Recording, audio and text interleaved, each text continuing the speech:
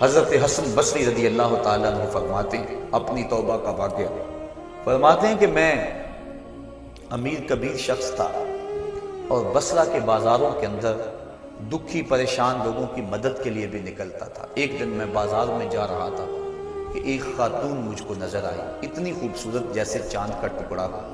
میں نے مسلسل اس کی طرف دیکھنا شروع کر دیا۔ اس نے کہا اما تستحی، تجھے حیا نہیں آتی، مجھے دیکھے جا رہے ہو؟ کہتے ہیں میں نے کہا ممن، کس سے حیا کر؟ تو اس عورت نے کہا فمن یعلم خائنۃ الاعین وما تخفی الصدور، اس سے حیا کرو جو دلوں کے بھید جانتا ہے، جو آنکھوں کی خیانت کو جانتا ہے، اس سے حیا کرو۔ کہتے ہیں یہ بات تو بہت بڑی تھی، لیکن اس کا حسن ایسا تھا کہ مجھے اس کے باوجود اس کی طرف رغبت رہی اور میں مسلسل اس کو دیکھتا رہا۔ اس نے پھر مجھے کہا کہ کیا معاملہ ہے کہ تم میری طرف دیکھنا چھوڑتے نہیں ہو، کون سی چیز پسند آئی؟ تو کہتے ہیں میں نے اس کو کہا کہ تیری جھیل سی آنکھوں میں ڈوبنا چاہتا ہوں اور یہ میرے لیے ایک باعث کشش ہے۔ اس نے کہا تم رکو، شاید تمہارا مطلوب پورا ہو جائے۔ میں وہاں رکا اور وہ اپنے گھر چلی گئی۔ تھوڑی دیر کے بعد اس کی خادمہ تشت کے اوپر کپڑا ڈالا ہوا ہے اور میرے طرف بڑھایا۔ کہتے ہیں میں نے جب کپڑا اٹھایا تو اس کے اندر اس کی دو آنکھیں تھیں اور اس کے اوپر لکھا ہوا تھا کاغذ کے ٹکڑے پہ لا اريد عینا یفتتن بسببھا احدا، میں ان آنکھوں کو رکھنا ہی نہیں چاہتی جس کی سبب سے ایک مومن فتنے میں پڑ جائے۔ کہتے ہیں کہ میں نے اپنی داڑھی کو پکڑا اور زاروں کے تار رونے لگا۔ میں نے کہا اے حسن بصری، تو اس عورت سے بھی گیا گزرا ہے؟ اتنا خوف اس کے سینے کے اندر؟ کہتے ہیں میں داڑھی کو پکڑ کے زاروں کے تار رویا اور گھر چلا گیا۔ ساری رات میں نے توبہ میں گزاری۔ جب صبح کا سفیدہ طلوع ہوا میرے دل میں خیال آیا جس نے اپنی آنکھیں مار دی اس سے بھی تو معذرت کر رہا ہوں، اللہ سے تو معافی مانگی۔ کہتے ہیں کہ میں صبح اٹھا اور جب اس عورت کے گھر کے دروازے کے قریب پہنچا تو اس کا جنازہ نکل رہا تھا۔ میں پھر بڑا پریشان ہوا، واپس آیا، سارا دن مشکل میں گزارا۔ رات جب میں سویا تو وہ عورت مجھے خواب میں ملی۔ میں نے کہا کہ مجھے کوئی وصیت کرو، تو اس نے کہا اذا خلوت فاذکر اللہ، میں تجھے وصیت یہ کرتی ہوں جب تم تنہائی میں ہوا کرو تو اللہ کو یاد کیا کرو۔ وَإِذَا أَصْبَحْتَ وَأَمْسَيْتَ فَاسْتَغْفِرِ اللَّهَ وَتُبْ إِلَيْهِ، اور جب تم صبح کرو یا شام کرو تم استغفار پڑھا کرو اور اللہ سے توبہ کیا کرو۔ حضرت حسن بصری فرماتے ہیں کہ اس عورت کا یہ عمل مجھے توبہ کے راستے پہ ڈال لیا، پھر وہ حسن بصری زمانے کے امام اور مقتدا بنے۔ تو انسان جب عبرت حاصل کرنے پہ آتا ہے تو ایسے اسباب اس کے لیے مہیا ہو جاتے ہیں۔ توبہ کرنے میں دیر نہیں کرنی چاہیے۔ بعض بات بندہ سوچتا ہے کہ ابھی میرے بڑے کام پڑے ہوئے ہیں، جب میں بوڑھا ہوں گا میں ریٹائرمنٹ لے لوں، میں بچوں کی شادیاں کر لوں، بس پھر فراغت ہو جائے گی، بچے کاروبار سنبھال لیں گے، پھر میں ہوں گا، مسجد ہوگی۔ یہ ایسا بندہ کہہ رہا ہے جس کی ملک ایک سانس بھی نہیں ہے، جو ایک سانس کا بھی مختار نہیں ہے، اور ایسے بات کر رہا ہے جس طرح سب کچھ اس کے قبضے میں ہو۔ تو توبہ کے اندر تاخیر نہیں کرنی چاہیے۔ بنی اسرائیل کے اس شخص کا واقعہ آپ کو پہلے بھی شاید میں نے کسی مجلس کے اندر عرض کیا تھا کہ جس کو طول عمل نے برباد کر دیا، اس کی نیکیوں کی وجہ سے اس کو خبر پہنچی کہ اس کی عمر 1000 سال ہے، تو اس نے کہا جب میری عمر اتنی لمبی ہے تو پھر میں عبادت کی بھٹی کے اندر کیوں جلتا رہوں؟ میں 900 سال گناہ کر لیتا ہوں اور 100 سال قبل توبہ کر لوں گا اور گناہوں کی معافی چاہ لوں گا۔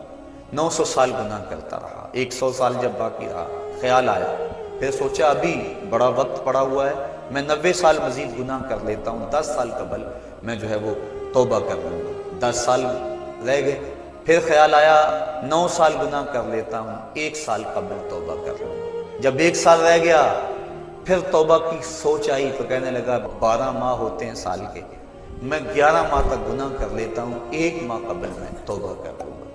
پھر 1 ماہ بھی گزرا، ہفتے تک بات پہنچی، حتیٰ کہ 1 دن رہ گیا، اور پھر وہ کہتا تھا بھی فلاں فلاں گناہ میرا رہتا ہے وہ میں کر لوں۔ ایسی لت پڑ گئی تھی گناہ کہ بنی اسرائیل کا وہ شخص کہ جو اس انتظار میں تھا کہ بس یہ گناہ کر لوں اور یہ گناہ کر لوں پھر توبہ کر لوں گا، اچانک موت آئی اور موت نے اس کو دبوچ لیا اور وہ توبہ کے بغیر مر گیا۔ تو طول عمل، لمبی امید کہ ابھی وقت میرا بڑا پڑا ہوا ہے، پہلے تو پتہ ہی نہیں ہے کہ وقت موجود بھی ہے یا کہ نہیں، اگلی سانس آئے گی یا کہ نہیں، دوسری بات جو کیفیت اب ہے پتہ نہیں آگے ہو یا نہ ہو۔ شیطان کو جتنی مہلت دو گے، جتنی بیماری گھر کر جائے گی، اس قدر ہی اس کا ختم ہونا مشکل ہے۔ اس لیے جب گناہ کرے تو فوراً توبہ کر لے، گناہ مٹ جاتا ہے۔ اور اگر انسان کہتا ہے کہ نہیں یہ کر لوں پھر توبہ کروں گا، تو توبہ کو مؤخر کرنا انسان کو گناہ پر دلیر بنا دیتا ہے۔ اور ایک حدیث میں آتا ہے جب انسان گناہ کرتا ہے تو اس کے دل پر ایک سیاہ نقطہ پڑتا ہے، اگر وہ توبہ کر لے تو وہ مٹ جاتا ہے، دل شفاف ہو جاتا ہے۔ لیکن اگر وہ توبہ نہ کرے پھر دوبارہ گناہ کرے تو دل پر ایک اور سیاہ نقطہ پڑ جاتا ہے، پھر وہ گناہ کرتا رہتا ہے اور دل کے اوپر سیاہی پھیلتی رہتی ہے، حتیٰ کہ ایک دن آتا ہے کہ پورا دل اس سیاہی کی لپیٹ میں آ جاتا ہے۔ اور جب پورا دل سیاہ ہو جائے پھر گناہ کر کے بھی اس کو ندامت اور شرمندگی نہیں ہوتی۔ مومن تو جب گناہ کر بیٹھتا ہے تو محسوس کرتا ہے جس طرح پہاڑ کے نیچے آ گیا، ابھی گر جائے گا اور مجھے کچل دے گا۔ اور منافق یہ سمجھتا ہے گناہ کرنے کے بعد کہ بدن پہ مکھی بیٹھی تھی، ہلکے سے اشارے سے میں نے اس کو اڑا دیا۔ وہ مکھی کے بیٹھنے جیسی کیفیت کا احساس کرتا ہے منافق۔ تو جب دل سیاہ ہو جائے تو بندہ گناہ پہ گناہ کرتا ہے، زندگی گناہوں سے لتڑی ہوئی گزرتی ہے لیکن توفیق توبہ نہیں ملتی۔ صاحبو، زندگی بیت رہی ہے، ایک ایک لمحہ کٹ رہا ہے، ہم لمحہ لمحہ موت کے قریب ہو رہے ہیں۔ ہم سمجھتے ہیں ہم بڑے ہو رہے ہیں لیکن نہیں، ہم چھوٹے ہو رہے ہیں۔ جب گنتی الٹی شروع ہو جائے کام جلدی زیرو تک پہنچ جاتا ہے، سانسوں کی الٹی گنتی شروع ہے اور ہم لمحہ لمحہ قریب ہو رہے ہیں۔ رمضان کا موسم ہے، جمعۃ المبارک کا یوم سعید ہے، سہانی گھڑیاں ہیں، امٹتی ہوئی رحمتوں کی برسات ہے۔ فرمایا حدیث میں کہ ایک ساتھ جمعۃ المبارک میں ایسی ہوتی ہے جس میں جو دعا مانگو اللہ اسے قبول فرما لیتا ہے۔ اور حضرت عبداللہ ابن مسعود رضی اللہ تعالیٰ عنہ فرماتے ہیں کہ جس نے وضو کیا اور اچھا وضو کیا اور اس کے بعد 2 رکعت نوافل ادا کیے اور اس کے بعد دعا استغفر اللہ العظیم الذی لا الہ الا هو الحی القیوم واتوب الیہ، کہتے جس نے اس دعا کو پھر پڑھ لیا، اگر اس کے گناہ ہیں وہ سمندر کی جھاگ کے برابر بھی ہو، اللہ سارے معاف فرمائے۔ مالک تو گناہوں کو معاف کرنے والا ہے۔ ہم ہی جہنم میں چھلانگے لگا رہے ہیں لیکن وہ تو کہتا ہے آج وہ میری رحمت کے دروازے کھلے ہوئے ہیں، اسیاں سے کبھی ہم نے کنارہ نہ کیا، تو نے بھی مگر دل آزردہ ہمارا نہ کیا، ہم نے تو جہنم کی بہت تدبیر کی، تیری رحمت نے لے کر گوارا نہ کیا۔ اس کی رحمتیں بندے کو آوازیں دے رہی ہیں، یا ایھا الانسان ما غرک بربک الکریم، اے انسان تجھے کریم رب کے دروازے سے کس نے ہٹا دیا؟ الذی خلقک فسواک فعدلک فی ای صورت ما شاء رکبک، جس نے تجھے پیدا کیا، جس نے تجھے تخلیق کیا، تجھے حسن اور جوانی دی، تیرے اعضاء کو توازن اور اعتدال دیا۔ ذرا دیکھ تو صحیح، ماضی کو جھانک کر کے تو دیکھ، تیرے ہاتھ تھے پکڑنے کا سلیقہ نہیں تھا، تیری ٹانگیں تھی چلنے کا طریقہ نہیں تھا، تیری زبان تھی بولنے کا اسلوب تجھے نہیں آتا تھا، تو دودھ بھی مانگنا ہوتا تو روتا تھا۔ ہم نے تیری ماں کے سینے میں تیرے لیے پیار ڈال دیا، اگر ماں کے سینے میں پیار نہ ڈالتے بتا تو بچ جاتا، تیری گندگی سے لتھڑ جاتا تھا، ماں صاف کرتی تھی، اگر ماں کے سینے میں یہ پیار نہ ہوتا تجھے کیڑے پڑ جاتے۔ آج تیری چھاتی میں زور ہے، آج ہاتھیوں کو تو بٹھا لیتا ہے، آج شیروں کو تو نچا لیتا ہے، زمانہ تیرا باج گزار ہے، آج تو منسٹر ہے، آج تو مولوی ہے، آج تو مفتی ہے، آج تیرے نام کی دہائی ہے، آج تو عہدہ قضا پہ فائز المرام ہے، آج تو عہدہ صدارت پہ فائز المرام ہے، آج تو ناظم ہے، آج دولت کی ریل پیل تیرے گھر میں ہے، آج تیری فوجیں تیرے پشت پہ ہیں، آج کوئی تجھے پوچھنے والا نہیں، لیکن ذرا پلٹ کے دیکھ کہ ماضی میں تو تھا کیا۔ اچھا پیچھے نہیں پلٹ کے دیکھنا تو ذرا آگے پلٹ کے دیکھ، پھر دوبارہ ہو وہی حالت، ڈنڈے کو پکڑ پکڑ کے چلے گا، پھر ڈنڈا بھی جواب دے گا، چارپائی سے لگ گیا، فالج ہو گیا۔ گھر والوں نے 4 دن تو بڑی خدمت کی، آخر انہوں نے بھی کام پہ جانا، پھر بیویوں کے سپرد کر کے چلے گئے، کتنی دیر خدمت ہوگی؟